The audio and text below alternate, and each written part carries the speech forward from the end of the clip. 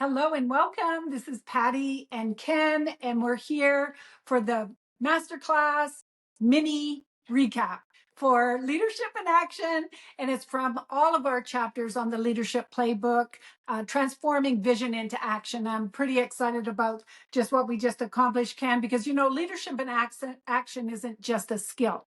It's a necessity to be able to take everything you've learned in the previous 4 chapters and just put it into activity. Yeah, it's a distillery, right? Make it powerful. Kind of like, distillery?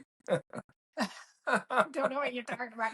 Anyway, it really is the ability to take the initiative and inspire others. That's what we've been working on for the past 4 weeks, is really taking the traits that we've been talking about, integrating them into who we are, and then inspiring others and really learning to execute a vision effectively. And that's really, Ken, what separates true leaders from dreamers. Absolutely. Yeah, just taking the information and then refining it. So making it so it's applicable to what you're trying to achieve as a leader.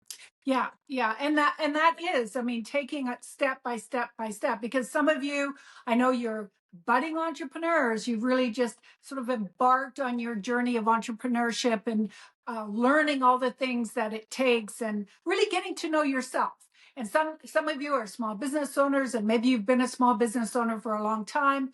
Others of you are in the corporate world, and maybe you manage or lead a small team within the confines of the corporate world.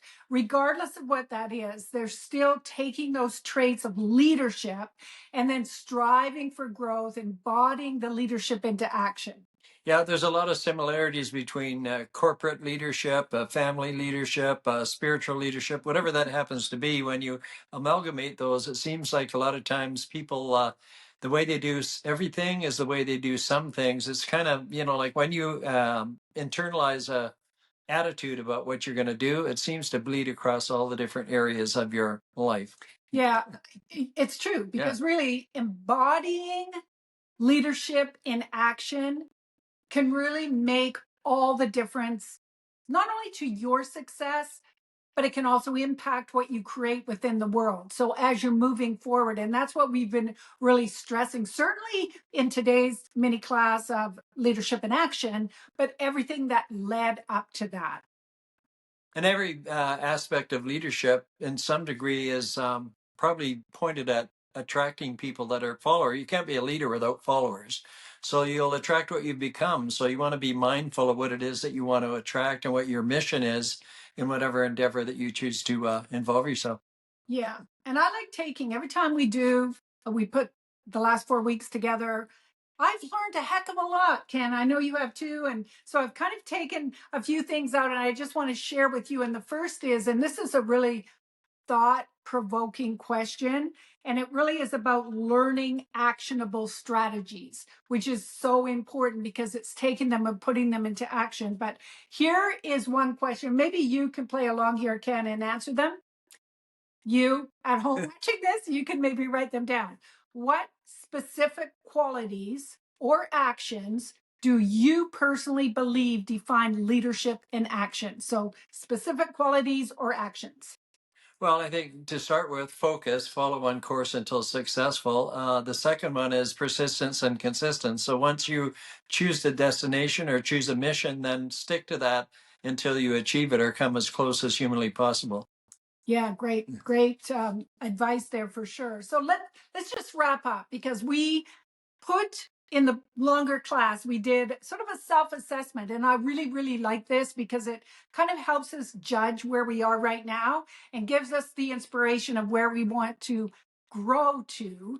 And so here are just 3 self-assessment questions, Ken. And again, you at home, I want to encourage you to write these down. Of course, go into the School Academy community, and under classroom, you can download that syllabus, and that's where you can keep some notes. So it doesn't matter where you rate yourself or what your assessment is today. It's like going back 6 months from now, a year from now, and just seeing the changes. But putting it down and journaling it is so, so important. So the first one is, and actually, Ken, you can play along and let us know how you rank yourself. So the first is, I consistently break big ideas into actionable steps. And now you break yourself at 1 is never, you never do that.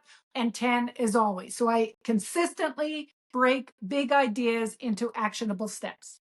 Yeah, I'd say at least an 8 for me, because what I do usually is I embrace the idea that inch by inch it's a cinch, or it's just how do you eat an elephant? I think we've all heard that one bite at a time. So you might have big goals, but you need to take them step by step and then measure your progress. And here's a really good example of focusing and then becoming better. Because I actually asked him this question about a week ago when we were putting it together, and he ranked himself as a 7, and now he's an 8. So you see, by focusing on the right actions, Ken, you can really work on it. I just didn't want to risk people thinking that I'm innate. I'm an 8. Okay, here's the second one. The second one is I take immediate action on important goals instead of waiting for the perfect moment. 1, rarely, up to 10, frequently. And I know for me, this is a big Achilles heel. I am a major procrastinator, but I've been working on it and I get much better. I kind of work hard at taking immediate action. Yes, I think some advice that I took many years ago from an individual that I really admire, Les Brown. He said, "Leap, and the net will appear." So once you jump, you got to make some plans on how you're going to land without killing yourself. And it was once said to me, when you jump out of an airplane, you don't want to be there with a needle and thread trying to figure out how to, sew a parachute. You want to have that packed and ready to pull it is what you need. What a crazy. Okay, the third one here. I evaluate and adjust my strategies based on measurable results. 1, I never do that. Up to 10, I always do that. So, do you evaluate and adjust your strategies based on the results? That is what I like to call a plan, do, review, and always taking things that are working and move it forward. So, what do you rank yourself? Yes, well, to be successful at anything, it's never a straight line. You have a gyroscope effect. You have to kind of recalibrate, recalibrate, recalibrate. And so, I would definitely say that that's a great approach, and it's something that I've been mindful of. I learned to be mindful of that because, you're dreaming in Technicolor if you think you're just going to choose a destination and then get there.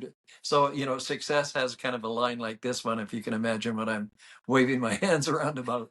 I think we got it. I think we got it. But listen, everyone, we so enjoyed spending this past month with you. We really trust that you grabbed a few ideas. You're going to implement them into your life, and appreciate all of you and look forward to growing with you as we move forward in the Academy. Bye-bye for now.